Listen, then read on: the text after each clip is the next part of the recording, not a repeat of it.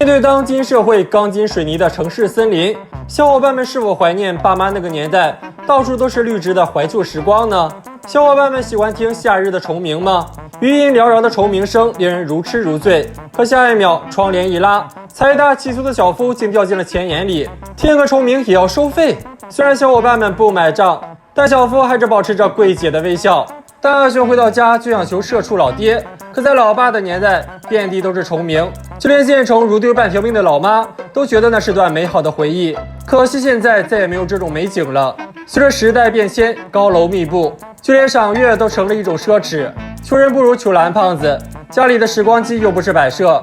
大雄呼朋唤友，要在今晚办场免费的虫鸣盛会。两人乘上时光机，来到了老爸的年代。一出时光机，铁头蓝胖子差点把房子撞散架。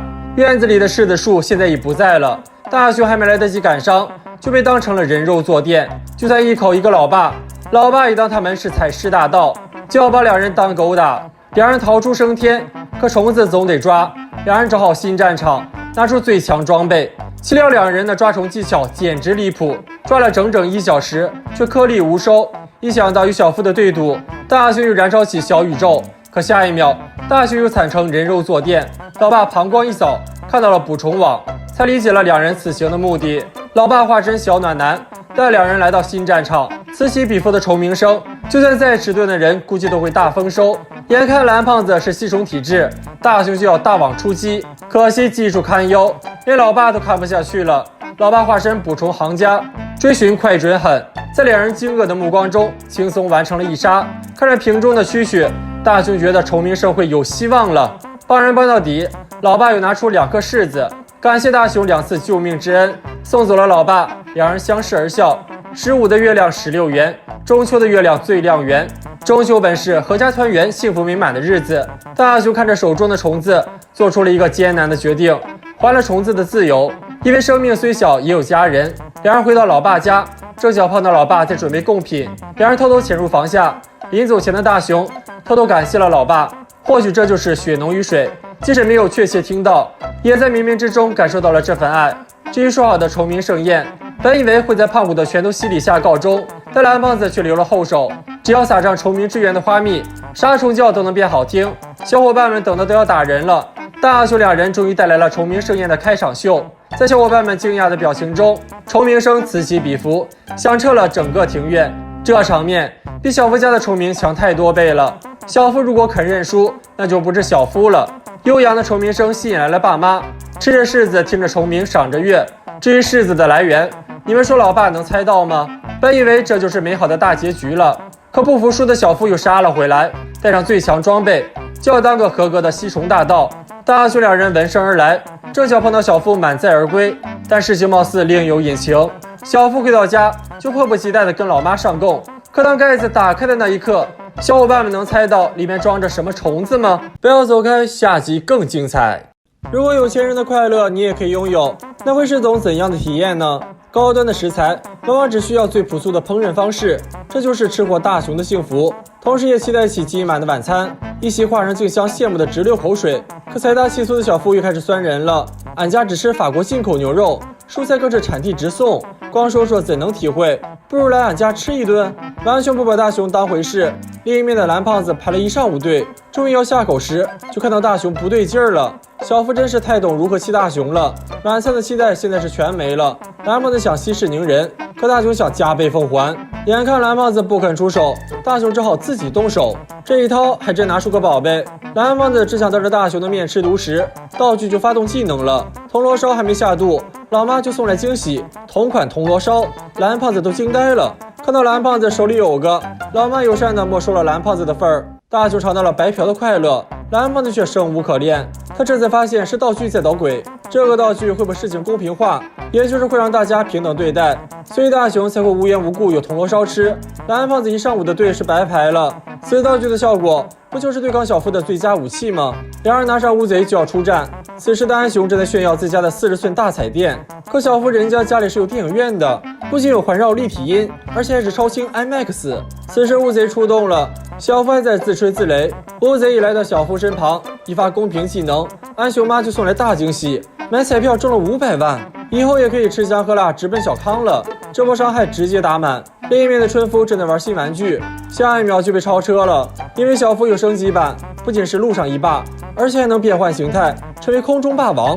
春夫的玩具直接完败，乌贼再次发动技能，就有人来送惊喜了。为了感谢大家对公司玩具的支持，满足了人手一个新玩具，这下轮到小夫惊呆了。炫耀的本质就是独一无二。这时一张照片给了小夫灵感，喊来小伙伴，就是与陆木像的合影。毕竟小夫的老爸可是有一堆认识名人的朋友，所以自己才能与陆木像合影。这种待遇让小伙伴们羡慕不已。此时乌贼发动技能，陆木像他就来了。小夫又败了，合照哪有真人香啊？而且还能当陆木像的背景板。这是一个月黑风高的夜晚，陆木像说着世间的不公，但幸好遇到了他。这时群演路过，为了感谢大家的配合，众人成了陆木像的朋友。意不意外，惊不惊喜？合照人手一张，这睡觉都能笑醒啊！认识到自己的快乐，大熊也拥有。小夫的世界观彻底崩塌了。蓝胖子想给小夫打气加油，结果小夫一个脚滑，不仅摔成了狗啃泥，还失去了合照。小夫想明白了，道出了昨天家中出现了大惊吓。乌贼再次发动技能，如果不出意外的话，要出意外了。万只老鼠搬家，吓得蓝胖子直接开始原地蹦迪。可小夫的惊吓并非只有老鼠，还有一个蜂巢。大熊想让小夫点到为止，可乌贼手中有天平，永远都是平等的公平对待。不要走开，下集更精彩。别看胖虎和小夫是两个糙汉，屁股提起来那叫一个脚感倍儿棒。面对开挂手忘屁股的大熊，胖虎该如何用魔法打败魔法？电视上无论是长相还是经历，都像是大熊本熊的悲催男主，让大熊十分揪心。还好有小魔女陆木用魔法帮他打倒熊孩子，大熊看的那叫一个激情四射，还打入了同为剧粉的女同学内部，帮他怼了胖虎和小夫，让两人不好对妹子出手，只好拿大熊出气了。被打得灰头土脸的大熊，此时多么希望自己也能成为魔法少女，于是他毅然决然地走进了图书馆。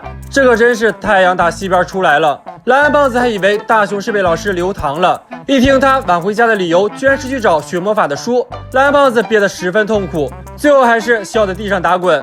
大熊在极度愤怒的状况下竟然大哭了起来，蓝胖子只好拿出了一本魔法词典。别看他现在是一片空白，只要自己写上施法方式，魔法就能手到擒来了。比如挠头3下就能骑扫把飞天，但是扫把现在在老妈手里，发现虫子掉到头上，老妈下意识的疯狂挠头，结果整个人被扫把带着玩起了空中漂移，直到大熊把那页撕掉才停了下来。扫把是到手了，老妈这一把老骨头也快散架了。为了防止魔法太过简单，大熊改成了咒语，说出飘呀飘呀就可以做飞天扫把了，再倒过来说就能降落。接着大熊对蓝胖子用了扶呀扶呀魔法，害得蓝胖子在半空中折腾了半天，又摔了个屁股墩儿，只能看着大熊拿着词典坐着扫把扬长而去。大熊的头号报复对象那铁定是胖虎了，他先给自己套了个隐身魔法，可是胖虎家居然没人，大熊只能暂时放他一马。大熊找到静香询问胖虎的下落，说到胖虎在公园里飘呀飘呀的滑冰时，一言不合就飞上了天，最后直挺挺栽进了垃圾堆里，比卖女孩的小火柴还磕碜。大熊赶紧用了让衣服变干净的魔法，这一幕被穿着万圣节服装的小朋友们看到了，还以为他就是男版的小魔女陆木呢。大熊决定先对小夫下手，躲在墙角用魔法给小夫挠痒痒。都说笑一笑10年少，这波小夫都快回炉重造了。可是来找大熊要糖的小孩，还在他对自己施了魔法，也体验了一回返老还童的人间极乐，只能把这个魔法给撕了。但大熊是不会轻易放弃的，他早就看出了小夫的屁股天赋异禀，用替人魔法一试，果然是人间尤物。然而还没玩过瘾，又被那个小孩给随口说没了。大熊还在想复杂的咒语，小夫已经发现了他，不过正好大熊可以使出必杀技了，名字越长的魔法越牛逼。大熊来了一句绕舌，小夫直接被念力扔飞了。大熊终于报仇成功，现在轮到胖虎了，他还搁这儿溜冰呢。大熊上来就用魔法给他一脚，没想到胖虎借力翻身，大熊赶紧接一招橡胶皮，胖虎转了2圈成功落地，自信心爆棚。